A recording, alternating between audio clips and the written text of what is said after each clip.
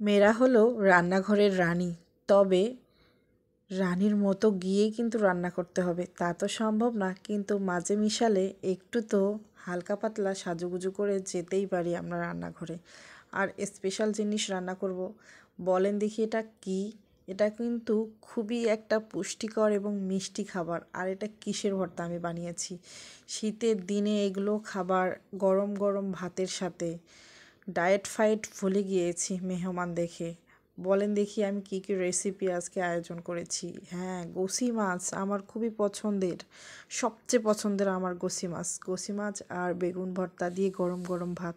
আর কে মেহমান সেটাও আপনাদেরকে বলতেছি, আপনারা সবাই পুরো ভিডিওটা দেখবেন। হ্যালো এভরিওয়ান, আসসালামু আলাইকুম। সবাই কেমন আছেন? আলহামদুলিল্লাহ আমি তো ভালোই আছি।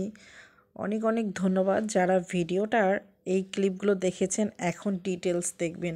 তো আমি সকাল সকাল উঠে বাচ্চাদেরকে নাস্তা দিয়েই আমি রান্নায় চলে এসেছি। একটু ফ্রেশ হয়ে রেডি শেডি হয়ে কিন্তু এসেছি, দেখে বুঝতেই পারতেছেন, যদিও মেকআপ শেকআপ না, কিন্তু একটু ফ্রেশ লুক। যাই হোক, আজকে আমি রান্না করব এই গোচি মাছটা। আপনাদের ভাইয়া গত রাতে নিয়ে এসেছিল, তো আমার শাশুড়ি আর আমি কিন্তু ছাদে গিয়ে পরিষ্কার করেছি।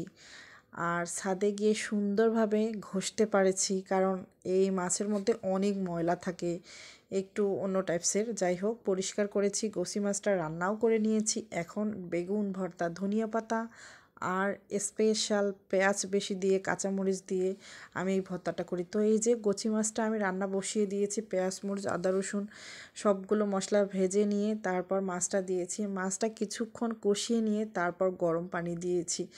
আর হ্যাঁ, আমি এই মাছের মধ্যে দুটো কিন্তু টমেটো আর ধনিয়া পাতাও দিয়েছি। টমেটো আর ধনিয়া পাতা দিলে কিন্তু মাছের স্বাদটা অন্যরকম হয়। আর শীতের দিনে এই মাছগুলো খেতে যে মজা লাগে, এই মাছ সবসময়ই ভালো লাগে, তবে আমার কাছে বেগুন আর পেঁয়াজ বেশি দিয়ে ধনিয়া পাতা দিয়ে এখন ভালো লাগে। যাই হোক, আমার রান্না শেষ হয়ে গিয়েছে, আমি টেবিলে সার্ভ করে নিয়েছি। এই রান্নাটা ছিল কিছুদিন আগের, জাস্ট 5-7 দিন আগের। আমার ননদ আর শাশুড়ি যখন এসেছিল, তারা যেদিন এসেছিল তার পরের দিনে আমি এই গোসি মাছ বেগুন ভর্তা সকাল সকাল আয়োজন করেছিলাম। আর দুপুরের দিকে রান্না করেছিলাম মুরগির মাংস, সবজি, ডাল, ভাজি। আর রাতে করেছিলাম বিরিয়ানি, স্পেশাল বিরিয়ানি, সেটার ভিডিও আপনারা দেখেই নিয়েছেন। যাই হোক, আমি কিন্তু তাদেরকে নিয়ে বিকালে ঘুরতেও গেছিলাম, খাওয়া দাওয়া করে দুপুরে রান্নাবান্না শেষ করে ঘুরতে গিয়েছিলাম। আর এই যে এখন আপনাদের ভাইয়া আমরা ঘোরাঘুরি করতেছি, ক্যান্টিন থেকে নাস্তা নিয়ে আসলো, এই যে দেখতেই পেলেন, এটা আমার শাশুড়ি আর ননদ। তো আমরা হচ্ছে ক্যান্টিনে নাস্তা খাচ্ছিলাম, বেগুনির চপ, পেঁয়াজু অনেক কিছু নিয়ে এসেছে বাচ্চাদের জন্য খাবার দাবার। আর আমরা হাঁটতে হাঁটতে সন্ধ্যা হয়ে গেছে প্রায়। দেখেন, লালমনিরহাট এয়ারপোর্ট কারা কারা দেখেননি অবশ্যই কমেন্ট বক্সে আমাকে জানাবেন। আর আমরা হাঁটতে হাঁটতেই মুচমুচে এই বেগুনের চপটা খাচ্ছি, খুবই মজা লেগেছে। By the way, Lalmonirhat airport কিন্তু আমাদের এশিয়া মহাদেশের মধ্যে দ্বিতীয় বৃহত্তম, দৈর্ঘ্যপ্রস্থের দিক থেকে বড়। তো অবশ্যই দেখে যাবেন, ঘুরে যাবেন লালমনিরহাট এয়ারপোর্টটা। যাই হোক, আমাদের ঘোরাঘুরি খাওয়া দাওয়া শেষ, তারপর বাসায় এসে আমরা সবাই মিলে টিভি দেখতেছিলাম।